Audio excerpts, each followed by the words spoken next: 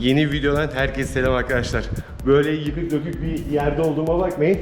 Burası zamanın en lüks, en güzel otellerinden bir tanesiymiş. Önce buraya nasıl geliyoruz onu göstereceğim. Kısa bir şehir merkezi turumuz olacak. Ve videonun devamında buranın tamamını size gösteriyor olacağım arkadaşlar. Antalya Kaş'ta inanılmaz bir görüntü arkadaşlar. Bakın.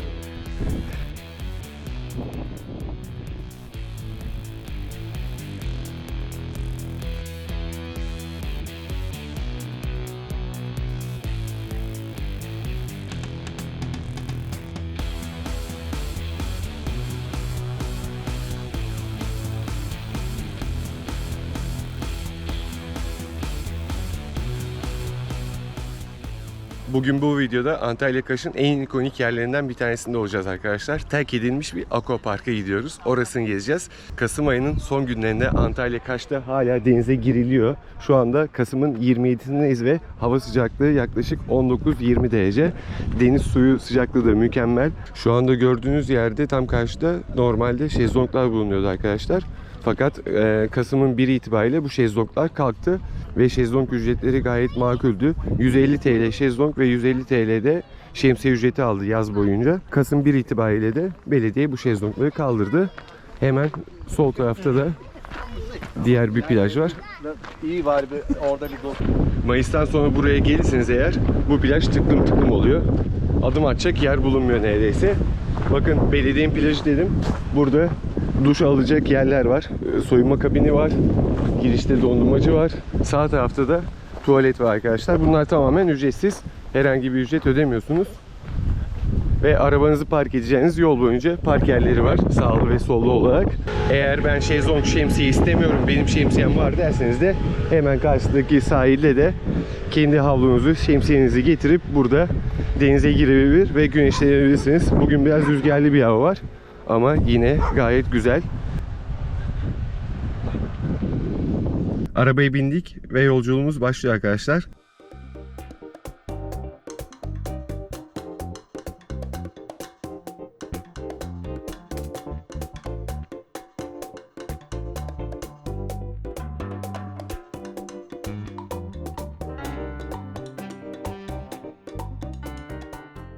An itibariyle otele giriş yapıyoruz. Gezimize otelin alt katından başlayacağız. Manzarası da böyle. Mükemmel bir manzara var. Denize sıfır bir otel. Tam karşıda da Meis Yarımadası var arkadaşlar. Yunanistan'ın Meis Adası. Bir zamanlar Osmanlı'nın elinde olan bu ada İnönü zamanında Yunanistan'a verilmiş. Ve şu anda bu adaya kolay vize uygulaması var arkadaşlar. Son dönemde çıkan kapıda giriş vizesiyle bu adaya girebiliyorsunuz. Aslında en kolay yollardan bir tanesi de Kaş'ın merkezine geldiğinizde Kaş'ın merkezinde bu adaya günübirlik tur düzenleyen firma var arkadaşlar. Bunu zaten internete yazdığınızda göreceksiniz. Feribot ücreti, vize ücreti ve hepsi dahil şekilde tur düzenliyor bu adaya. Siz pasaportunuzu veriyorsunuz ve birkaç gün içinde bütün belgeleri hazırlıyorlar size. Bu adaya günübirlik gidebiliyorsunuz. Adanın nüfusu da 1000-1500 civarı arkadaşlar şu anda. Ve muhtemelen burası zamanında otelin otopark girişiydi. Çünkü burada bir araba yolu var.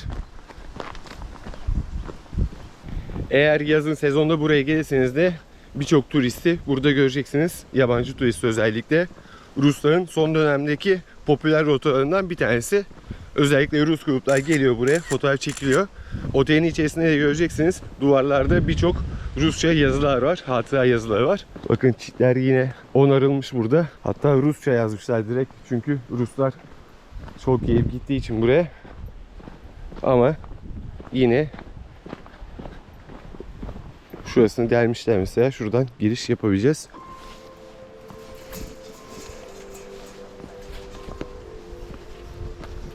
Ve an itibariyle otelin içindeyiz arkadaşlar.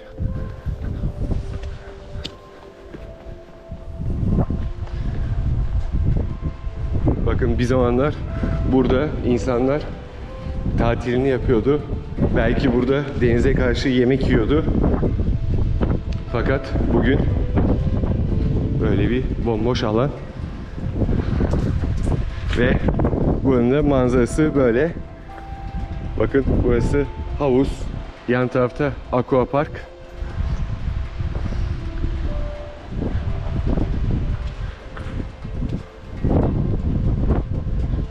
Şuradan bir alt kata inelim.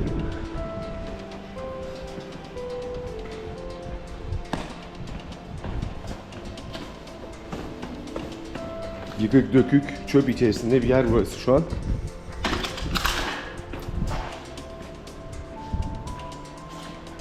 Ve neredeyse her gelen de buraya hatıra amaçlı yazı yazmış. İsimlerini bırakmış. İspanyolcasından, İngilizcesinden, Rusçasından, Türkçesine kadar birçok yazı var. Küçük bir kasaba aslında Antalya Kaş, fakat tatil için gayet güzel bir yer. Birçok pansiyon, birçok otel, özellikle bu yarımadada arkadaşlar çok lüks oteller var. Fiyatlar yükseliyor. Fakat şehir merkezinde birçok pansiyon var, apartlar var, kiralık daireler var Airbnb üzerinden tutabileceğiniz. Kaş'ın şu andaki nüfusu 100.000 civarında, fakat yazın bu rakam toplamda 1 milyonu bulabiliyor. Çünkü gerçekten görülmeye değer bir yer. Kaş'a gelmediyseniz daha önce, bu Aqua Otel haricinde de kesinlikle Kaş'ta gezecek çok güzel yerler var. Özellikle Aqua Park'a geldim ben çünkü çok ilginç bir yapı. Oteli gezmeye devam ediyoruz.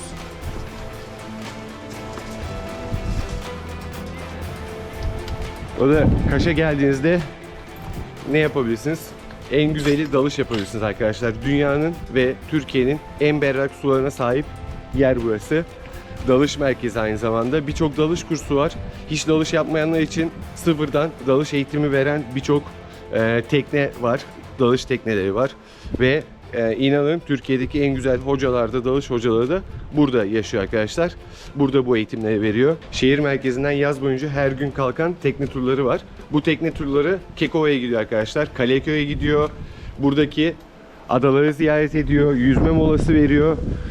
Gayet makul bir fiyata mükemmel bir gün geçirmenizi sağlıyor. Sabah 9'da başlıyor bu tekne turları. Akşamüstü 4.30-5'e kadar. Tercihe göre yarım günde olabiliyor. Ya da sunset zamanı da olabiliyor. Onun dışında Kaş gece hayatı gerçekten çok güzel. Kesinlikle tavsiye ederim. Fakat şöyle bir gerçek var. Kaş küçük bir yer arkadaşlar. Kaş'a tatile gelecekseniz maksimum 5 ya da 6 gün yeterli oluyor. Tabii bunu da atlamamak gerekir. Dünyanın en güzel plajlarından bir tanesi Kaputaş plajı da Kaş'a 20 kilometre uzaklıkta. Orasını da ziyaret edebilirsiniz. Bu sene Kaputaş girişler ücretli oldu. 50 TL giriş ücreti almaya başladı belediye. Öyle bir uygulamaya başladı. Ve otelin havuzuna geldik arkadaşlar. Bir zamanlar burası denize sıfır, harika bir manzaralı havuzmuş. Fakat şu anda gördüğünüz gibi yıkık dökük. Otele de dış cepheden baktığımızda böyle bir manzara var. Bulunduğumuz yarımadada da az önce bahsettiğim gibi çok güzel oteller var, lüks oteller var, sessiz sakin koyları var ve mükemmel manzarası var. Ayrıca Kaş doğa sporları için de mükemmel bir yer. Likya yolu üzerinde bulunuyor Kaş. Likya yolunu ziyaret eden yerli yabancı turistler, Likya yolunu yürüyen turistler Kaş'a da uğruyor mutlaka 1-2 günlüğüne. Bakın burası da açık hava restoranı. Otelin restoran kısmı. Muhtemelen bir zamanlar burada açık büfe kahvaltı veriliyordu ve öyle burada insanlar oturup kahvaltısını, akşam yemeğini yiyordu. Bu otel 1990 ve 2000 yılları arasında faaliyet göstermiş. Bulunduğumuz Yarımada, Çukurbağ Yarımada bölgesinin ilk otellerinden bir tanesi arkadaşlar. Zamanında burada su bile yokmuş, elektrik yokmuş. Suyu hatta tankerlerle taşıyorlarmış bu otele. Bu otel zamanın en büyük ve en güzel otellerinden bir tanesiymiş. Ve bu otel neden kapandı arkadaşlar? 2022 yılında yapılan denetimlerde çevre düzeni uyumsuz bulunmuş. Yapı ruhsatında uyumsuzluklar tespit edilmiş. Bazı genişleme çalışmalarının orman sınırlarını taşması iddia edilmiş. Orman sınırlarını taşınmış genişleme çalışmaları. Ve buradaki eksiklikleri verilen sürede tamamlayamadığı için faaliyetine son verilmiş arkadaşlar. Özet olarak bunu söyleyebiliriz. Tabii pandemi döneminde büyük bir etkisi olmuş. Borç yükü çoğalmış otelin. Peki bu tesis neden hala ayakta? Neden kaldırılmıyor? Kısaca mülkiyet davaları, yıkım kararının çıkmaması, yatırımcı belirsizliği, imar planı güncellemesinin beklenmesi gibi durumlar varmış arkadaşlar. Yani bu otelin tarihi çok karışık. Bu karışıklıkların sonucunda da böyle yıkık bir otel ortaya çıkıyor. Aqua Park'ın kaydırağı hala sağlam. Burada gelip çok güzel fotoğraf çekilebiliyorsunuz. Manzarası mükemmel. Şuradan arkadaşınız sizi burada çektiğinde çok güzel bir manzara oluşuyor. Hala sapasağlam ayakta. Instagram adresini yazanlardan tutun da özlü sözlüğe kadar Her şeyi yazmışlar buraya. Bir de otelimizi aşağıdan göreceğiz. Bakın adamlar nerelere yazı yazmışlar, yani hatıra kalsın diye. Bugün hava felaket rüzgarlı. Kış aylarında kış böyle oluyor. Ara ara yağmur yağıyor. Haftanın birkaç günü değişiyor. Bazen bir hafta 10 gün yağmur yağmıyor. Bakın biraz oynama var ama tamamen sağlam gözüküyor. Aquapark kaydırağı. Burada bu kaydırak yetişkinler için arkadaşlar. Biraz daha yaşı küçük olanlar için de küçük bir kaydırak var. Ve kaydırağın bir kısmı parçalanmış. Şuraya düşmüş.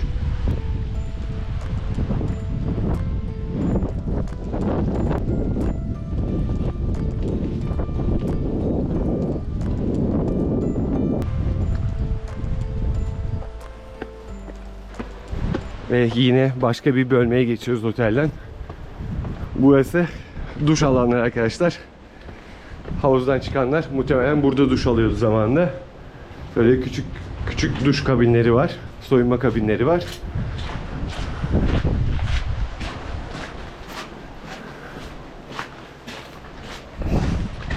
Evet, muhtemelen burası da tuvaletmiş. Tuvalet kağıdını koyduğumuz aparat var. Sifonlar var.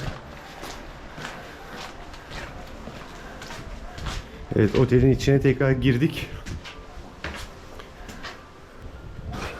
Buralar tamamen yıkılmış. Molozlar içinde. Ben açıkçası hiç zannetmiyorum buraya yeni bir yapılaşma olacağını. Çünkü alan çok büyük. Çok büyük masraf gerekiyor. Çok büyük paralar yatırmak gerekiyor. Burada da çocuklar için bir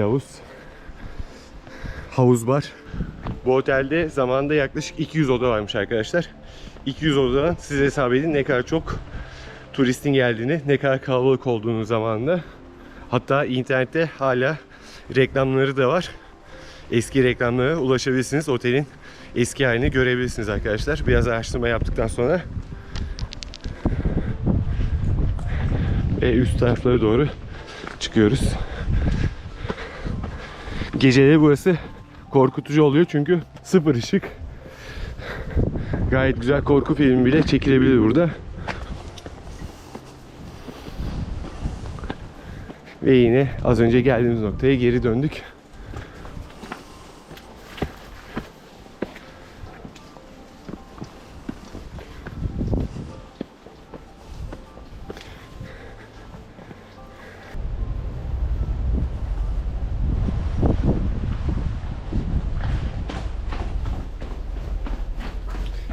Girmediğimiz bu delik kalmıştı. Buraya da giriyoruz arkadaşlar. Evet. Bu otelde şu anda benden başka kimse yok ve otelin muhtemelen odaları bunlar. Burada bir yatak kalmış. Şurada büyük bir yer var. Daha da aşağı iniyoruz. Bakalım aşağıda neler var.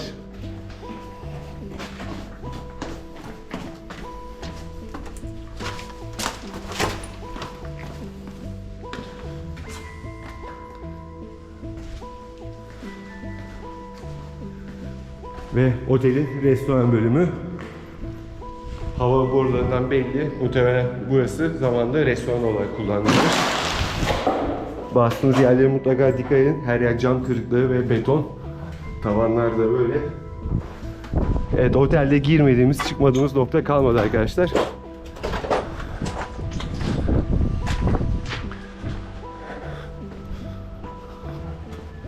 Ve aşağıdaki basketbol sahasını da ziyaret edelim.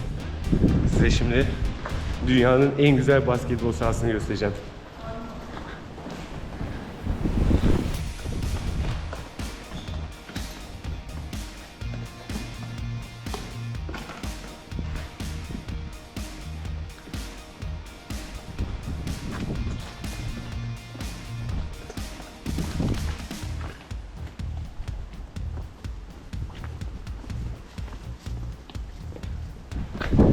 Ve bakın, basketbol sahasına geldik arkadaşlar.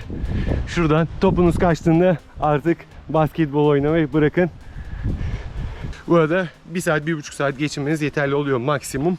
Tabii ben çok fotoğraf çekeceğim, video çekeceğim derseniz de 2 saat yeterli oluyor. 2 saat içinde otelin tamamını gezmiş oluyorsunuz. Ve artık burasını terk ediyoruz arkadaşlar. Yeterince terk edilmiş. Bir de ben terk ediyorum burasını.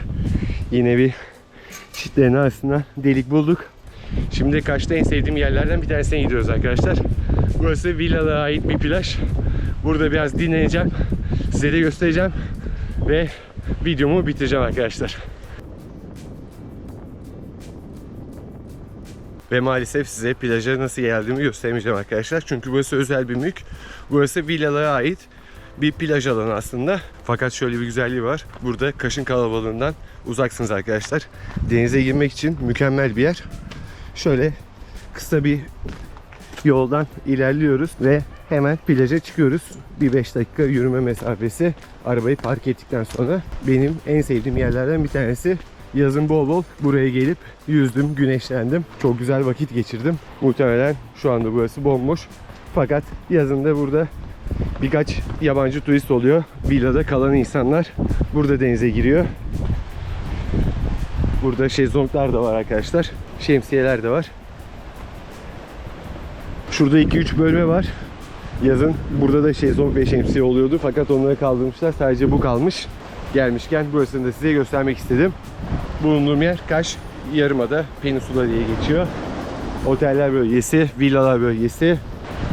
Bakın yazın nasıl oluyor burası.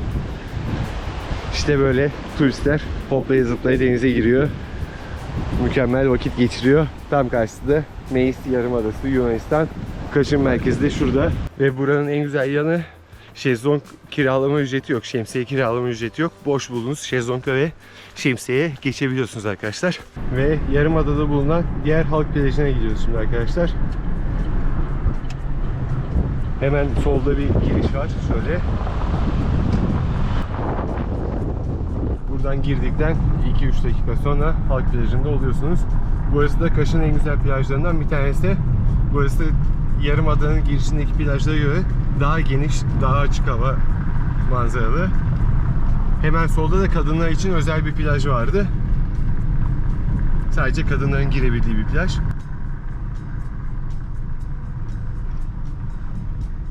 Bu plaja da giriş tamamen ücretsiz.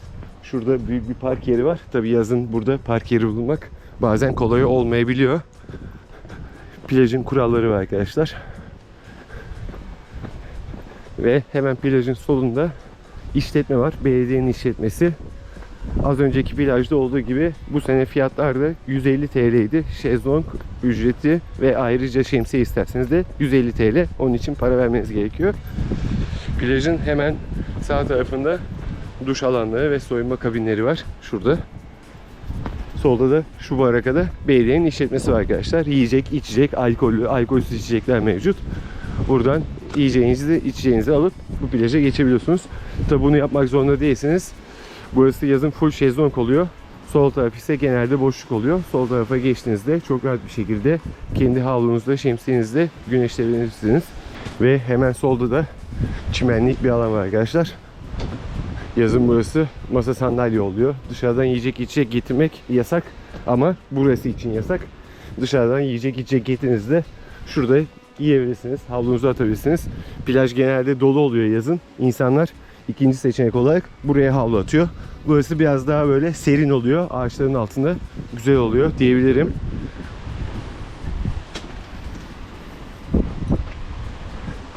Masaları uzun süre meşgul etmek de yasak ayrıca.